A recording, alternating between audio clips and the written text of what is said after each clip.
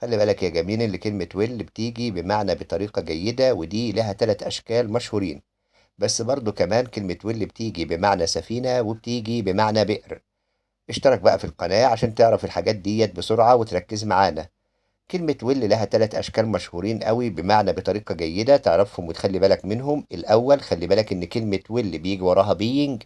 الاتنين دول مع بعض اسم، يبقى well being معناها سلامة أو صحة، ودي اسم مهم جدا إنك تبقى عارف إن well being دي اسم. يبقى will بيجي معاها being اسم. she is focused on her well being، هي ركزت على صحتها وسلامتها.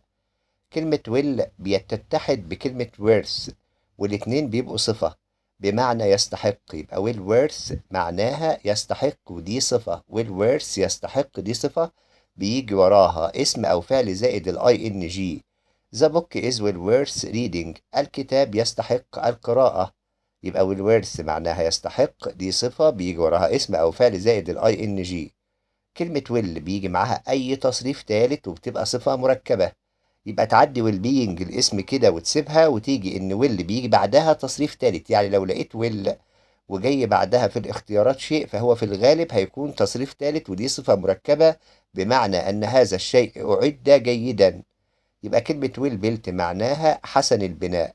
The house is well built and sturdy، المنزل حسن البناء وقوي. والسلام عليكم ورحمة الله وبركاته.